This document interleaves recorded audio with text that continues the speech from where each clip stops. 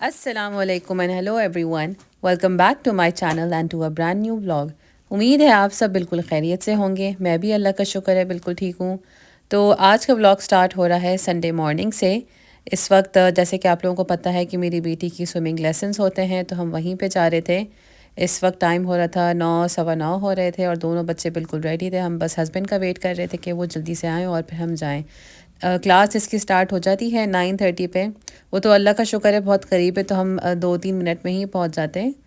और आज का व्लॉग आप लोगों ने एंड तक देखना है। जिन लोगों ने मुझसे रिक्वेस्ट की थी कि दलिया की रेसिपी चाहिए और रबड़ी की भी, तो वो दोनों रेसिपीज़ मैं आज के व्लॉग में ही इंशाल्लाह शेयर कर दूंगी। तो यहाँ पे जो जौ का दलिया मैं कुछ 2-3 हफ्ते पहले लाई थी मंथली ग्रोसरीज़ में, तो वो यहाँ पे मैंने 2 से 3 टेबल स्पून ओवरनाइट सोक करने के लिए रख दिए थे। तो आगे जाके इंशाल्लाह इसी व्लॉग में मैं आप लोगों से रेसिपी शेयर करूँगी। तो बस आप लोग देख सकते हैं मौसम कैसा हो रहा है, काफ़ी ग्लूमी सा हो रहा है।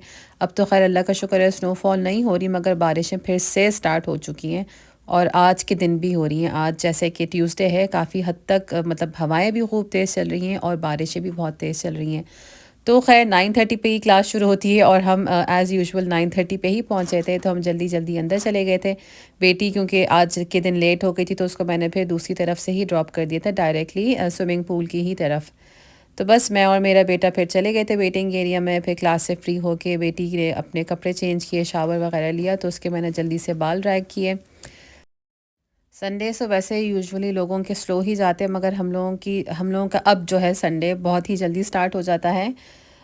बस बेटी की क्लासेस की वजह से ही तो फिर हम लोग पूरा दिन ही अपना स्टार्ट कर देते हैं। हालांकि दिल चाहता है हम लोगों का कभी कभी कि हम सिर्फ रेस्ट करें, मगर ज़ाहिर है बच्चों की खातिर काफ़ी कुछ अपनी रूटीन और लाइफस्टाइल चेंज करना पड़ता है। तो बस यहाँ पे हम स्विमिंग लेसन से फ्री होके जा रहे थे अपनी वीकली ग्रोसरीज़ के लिए। क्लास इसकी बस सिर्फ और सिर्फ आधे घंटे की होती है, तो वहीं से फिर हम डायरेक्ट चले गए थे एलडी। आप लोग यहाँ पे देख सकते हैं कितना अंधेरा हो रहा है, बहुत ज़्यादा। अच्छा, ये मौसम मुझसे, खैर स्नोफॉल मुझे अच्छी लगती है, बस थोड़ा चलना फिरना मुश्किल हो जाता है। मगर स्नोफॉल मुझे इसकी बनिस्बत बहुत बेहतर लगती है क्योंकि उसमें इतना डिप्रेशन नहीं होता। इस मौसम में बहुत ज़्यादा घबराहट होती है, बहुत डिप्रेशन होता है। तो यहाँ पे बस फिर हम आ गए थे एलडी अपनी वीकली ग्रोसरीज़ के लिए। तो बस हम लोग वीकली ग्रोसरीज में यही करते हैं कि जो यूजुअल फ्रूट्स यूज़ किए जाते हैं, जो बच्चे शौक़ से खाते हैं हफ्ते भर के, वो ले लेते हैं। पानी स्पेशली ले लेते हैं क्योंकि हम टैप वाटर नहीं इस्तेमाल करते, क्योंकि हमने फ़िल्टर भी नहीं लगाया हुआ। और बाकी सब ब्रेड और एग्स वगैरह सब जो डेयरी प्रोडक्ट्स होते हैं वो ही लेते हैं। मैं और मेरे हस्बैंड अक्सर यही बात करते हैं, अगर ये पाकिस्तान होता तो इस वक्त कितना सन्नाटा होता, क्योंकि वो पाकिस्तान में तो यही होता है कि संडेज़ को लोग अपना दिन 12-1 बजे ही स्टार्ट करते हैं, मगर यहाँ पे ये लोग बेशक सैटरडे को कितनी भी देर तक पार्टी करें, लेट नाइट क्लब्स वगैरह में, मगर ये लोग नेक्स्ट डे अर्ली ही उठ जाते हैं। 7 से 8 बजे के करीब इनका दिन स्टार्ट हो जाता है, चाहे वो सैटरडे हो, संडे हो या वो एक नॉर्मल वीकडे हो। तो यहाँ पे मैं अपनी ग्रोसरीज रख रही थी। अच्छा, यहाँ पे टमाटर जब मैं फ़र्स्ट टाइम आई थी ना, मुझे बहुत हैरानगी हुई थी कि यहाँ पे टमाटर इस तरह इतनी तमीज़ से पैक में मिलते हैं। लूज़ भी मिल जाते हैं, मगर ये ज़्यादा बेहतर रहते हैं, थोड़े अच्छे मतलब प्राइस पे मिल जाते हैं। तो यहाँ पे मुझे आके काफ़ी चीज़ें चेंज लगी थी कि जैसे खीरा हो गया, वो एक एक करके मिलता है, मतलब आप लूज़ नहीं लेते हैं। हाँ, जो देसी स्टोर्स है ना, वहाँ पे बहुत आसानी से ये सब चीज़ें मिल जाती हैं, मगर क्योंकि हम यहीं से लेते हैं एलडी से, तो यहाँ पर ज़्यादातर चीज़ें इस तरह पैक हुई भी मिलती हैं। चाहे वो मैंगोज़ हों, क्यूकम्बर हो, इवन के बैंगन वगैरह, सब कुछ पर यूनिट पर पीस के हिसाब से ही यहाँ पे प्राइजेस होती हैं। तो ये चीज़ें मुझे अब जाके इन चीज़ों की आदत हुई, वरना शुरू में मुझे बड़ी अजीब लगती थी कि पैकेट्स में मिल रही हैं और एक एक पर यूनिट की प्राइस होती है, किलो का हिसाब नहीं है इधर। तो बस यहाँ पे मैंने जल्दी से हम सब के लिए नाश्ता रेडी किया। सबको बहुत ज़्यादा भूख लग रही थी। सिंपल बस ब्रियोश ब्रेड करी थी और फ्राइड एग्स। आजकल मेरे बच्चे शुक्र है फाइनली एग्स खाने लगे, वरना दोनों बिल्कुल भी नहीं खाते थे। ऑमलेट फिर भी खा लिया करते थे, वो भी चीज़ ऑमलेट, मगर अब जाके ये सिंपल जो एग फ्राई होता है खाने लगे हैं। तो यहाँ पे मैंने जल्दी से सबके लिए नाश्ता रेडी कर दिया और फिर हम लोग खाने बैठ गए थे। इस दिन हस्बैंड का बिल्कुल भी दिल नहीं चाह रहा था नाश्ता करने का, तो उन्होंने कहा मैं अभी सिर्फ रेस्ट करूँगा, तुम लोग खा लो, क्योंकि ज़ाहिर है पूरी वीक की थकन होती है और फिर संडे को भी सुबह सुबह जल्दी जाओ तो दिल चाहता है कि इंसान थोड़ा रेस्ट कर ले। तो हम तीनों ने ही बस नाश्ता कर लिया था। अच्छा, मैं ये देख रही हूँ ना वीडियो, तो मैं रिकॉल कर रही हूँ इस वक्त इस कदर शोर हो रहा था, हालाँकि देखने में बिल्कुल भी नहीं लग रहा है कि शोर हो रहा है, या बहुत लग रहा है कि बहुत आराम से खा रहे हैं, कोई शोर नहीं हो रहा, बहुत पीसफुली खा रहे हैं। मगर जो मेरा बेटा इस वक्त बैठा हुआ है ना पीछे, इसने इतना शोर डाला हुआ था, इतना शोर कर रहा था, पता नहीं किस चीज़ के पीछे पड़ा था कि मुझे बस वो चाहिए। आप लोग देख भी सकते हैं कि इसने अपने सामने से प्लेट भी हटा दी, ज़िद कर रहा था कि मुझे बस, आई थिंक आईपैड ही मांग रहा था, हाँ। तो कि बस ज़िद कर रहा था कि मुझे वो देते तो ही मैं नाश्ता करूँगा। तो बस ज़ाहिर है इन दी एंड मैंने भी गिव अप करके फिर उसको दे ही दिया फाइनली आईपैड। इस वक्त आप देख सकते हैं किस तरह हिल भी रही है हाई चेयर, इतनी ज़िद कर रहा था। तो ज़ाहिर है अपने सुकून के लिए बाज़ वक़्त ये सब करना पड़ता है। नाश्ते से फ्री होके फिर मैंने जल्दी जल्दी से सारे बर्तन वॉश किए। मैंने बच्चों को बोल दिया था कि प्लीज़ अब कोई नीचे ना आए जब तक मैं अपने सारे काम ना क्लियर अप कर लूँ। तो यहाँ पे जो मैंने ओवरनाइट सोक कर दिया था जौ, 2-3 टेबलस्पून, ये बहुत अच्छे से सॉफ्ट हो गया है। अगर आप ओवरनाइट सोक कर देंगे तो आप यकीन करें ये आधे घंटे के अंदर आपका जो दलिया है तैयार हो जाएगा बिल्कुल। वरना आप इसको 2-3 घंटे भी रख सकते हैं और सोक करने के लिए, मगर ओवरनाइट कर लें तो वो बेस्ट रहेगा। तो बस 2-3 जो टेबलस्पून थे उसके अंदर आप डालिएगा 1 कप पानी और 1 कप दूध। ये दोनों चीज़ें डाल के आप इसमें चीनी बिल्कुल भी नहीं डालिए, इसमें 3 से 4 जो हैं खजूर डालें, और अगर चाहें तो इंजीर भी डाल सकते हैं। इससे इतनी मज़े की मिठास आ जाती है ना।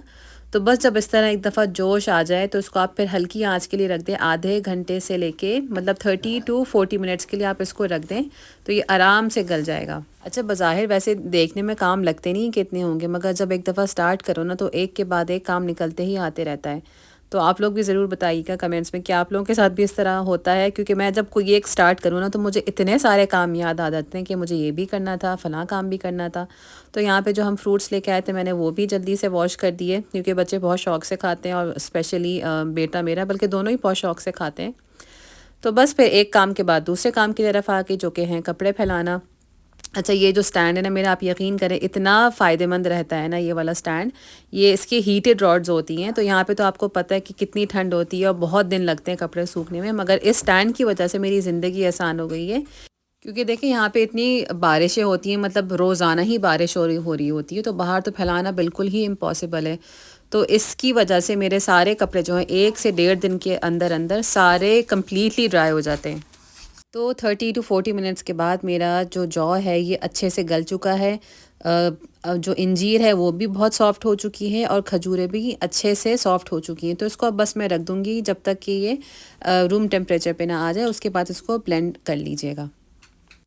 1 से 2 घंटे किचन में गुजार के फिर मैं फाइनली ऊपर आई, और फिर याद आया कि बेटी का होमवर्क भी था। वैसे तो इन लोगों का होमवर्क ड्यू होता है वेडनेसडे को, मगर मेरी कोशिश होती है कि मैं वीकेंड पे ही करवा लूँ, ताकि जो रिमेनिंग डेज़ हों वीकडे में तो उसमें मैं रीडिंग का इसको होमवर्क करवा दूँ। वीकेंड के लिए फिर मैं सिर्फ इंग्लिश और मैथ्स का होमवर्क करवा देती हूँ। तो यहाँ पे बस उसका मैथ्स का होमवर्क लेके ही बैठे हुए थे, और इस वक्त मुझे बहुत कन्फ्यूजन हो रही थी कि टीचर ने कुछ और पेज लिखा हुआ था और वो वाला उन्होंने चैप्टर अभी तक किया ही नहीं था। तो यहाँ पे बस वही हम डिस्कस कर रहे थे। तो बस जब ये जौ का दलिया रूम टेम्परेचर पे आ जाए तो इसको या तो आप ब्लेंडर में इसको ब्लेंड कर लें बहुत अच्छे से, या फिर जो हैंड ब्लेंडर है उसके साथ भी कर सकते हैं। अच्छा, वैसे इसको आप एज़ इट इज़ भी खा सकते हैं, जैसे ग्रेनी ग्रेनी हो, मगर मेरे हस्बैंड को इस फॉर्म में ही पसंद है, प्योरी के फॉर्म में, तो इसी तरह मैं कर लेती हूँ। तो यहाँ पर आप देखें इसकी इस तरह की कंसिस्टेंसी होनी चाहिए। उसके बाद आप इसको रख दें किसी भी कंटेनर में, और ये आराम से आपका लास्ट करेगा 1 से 2 हफ़्ते। मेरा तो 2-2 हफ़्ते भी चल जाता है। तो मैं आपको आगे जाके नेक्स्ट क्लिप में मैं दिखाती हूँ कि इसको मैं किस तरह से मतलब सर्व करती हूँ अपने हस्बैंड को। तो ये नेक्स्ट मॉर्निंग की क्लिप्स हैं। तो जब ये ठंडा हो जाएगा ना, काफ़ी और थिक हो जाएगा, इस तरह सॉलिड सा हो जाएगा। तो उसके आप बस अपनी मर्ज़ी के हिसाब से 2 चम्मच ले लें या 3 चम्मच ले लें, जितना भी खाना है। मेरे हस्बैंड थोड़ा सा ही खाते हैं क्योंकि बाकी नाश्ता भी होता है।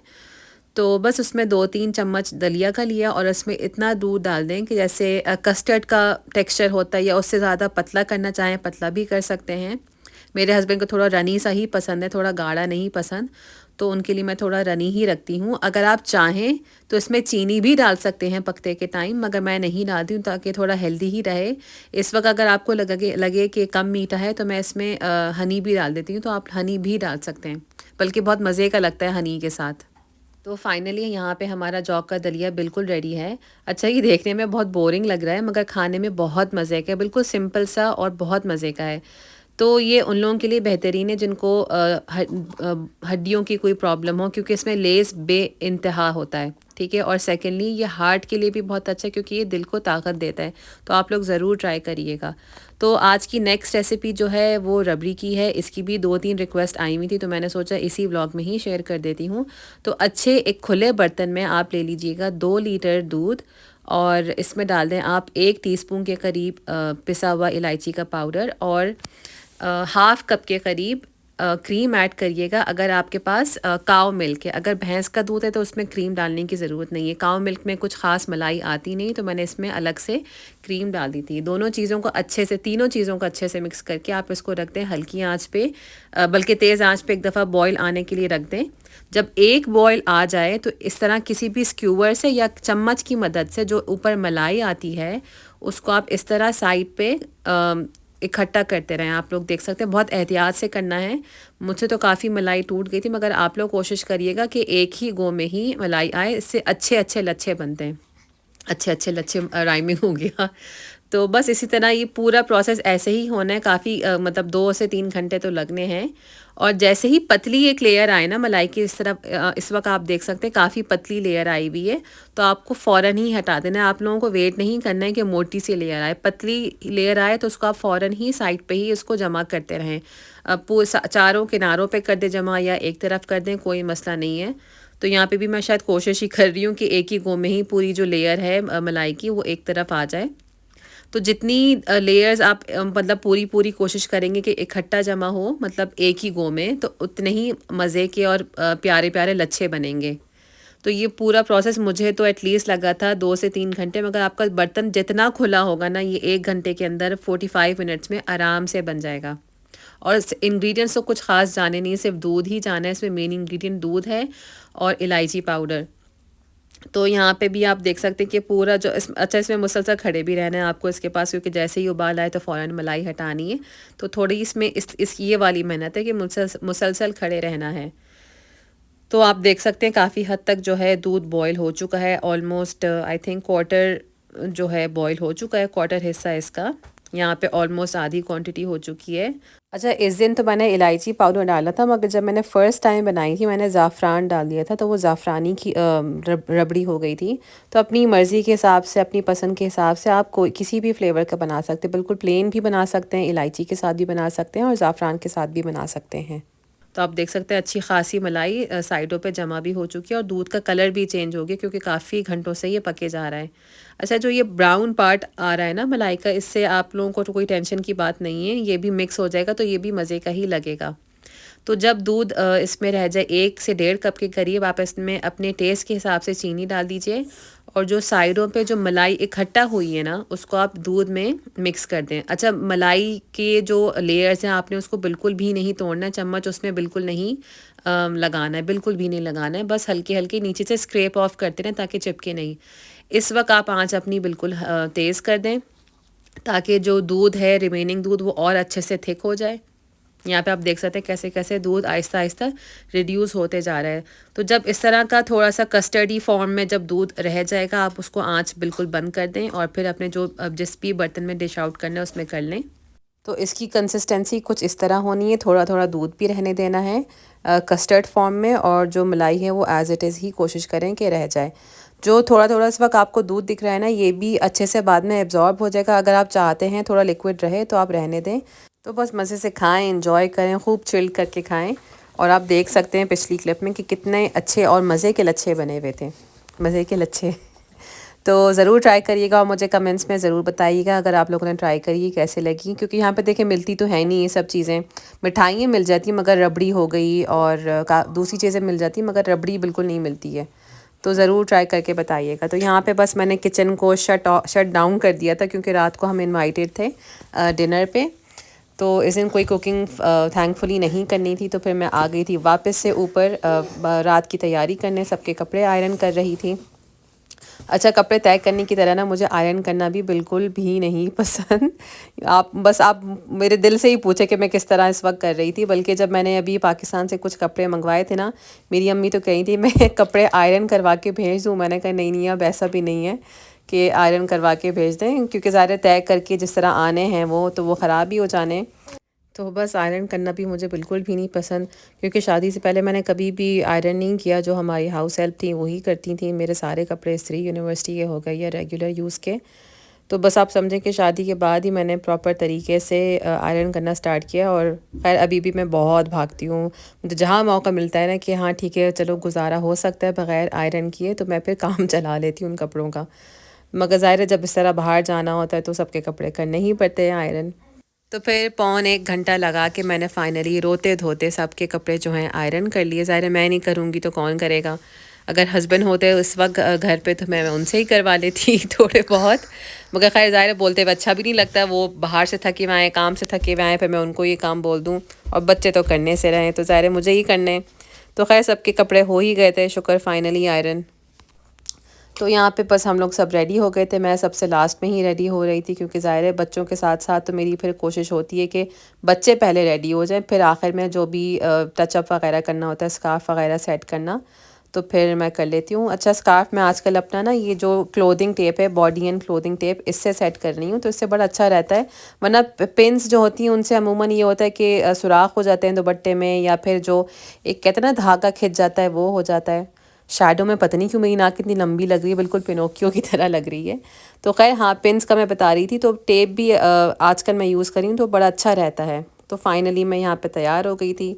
और अनफॉर्चुनेटली मैं जो डिनर जहाँ पे हम इनवाइटेड थे वहाँ पे मैं रिकॉर्ड करना बिल्कुल भूल जाती हूँ। और मेरे साथ अक्सर ये होता है कि कहीं भी हम जा रहे होते हैं, बाहर कहीं जाएँ, तो पता नहीं या तो शायद मैं वो मोमेंट को इतना एंजॉय करने लगती हूँ ना कि मैं बिल्कुल ही भूल जाती हूँ कि अच्छा भाई मुझे व्लॉगिंग भी करनी थी। तो खैर ये वापसी की ही कुछ वीडियो क्लिप्स हैं। इस दिन भी संडे से ही समझा बारिशें शुरू हो गई थी। तो चलिए फिर आज का व्लॉग यहीं पे ख़त्म करते हैं। उम्मीद है इंशाल्लाह ये व्लॉग आपको पिछले व्लॉग की तरह इंशाल्लाह ज़रूर पसंद आएगा। माशाल्लाह जो मेरा लास्ट व्लॉग था उस पर काफ़ी अच्छा रिस्पांस आ रहा है। और प्लीज़ ज़्यादा से ज़्यादा सब्सक्राइब करिए ताकि मेरे जल्दी से 1000 सब्सक्राइबर्स हो जाएँ। तो इंशाल्लाह मिलते हैं नेक्स्ट व्लॉग में। नेक्स्ट व्लॉग तक के लिए टेक केयर एंड अल्लाह हाफिज़।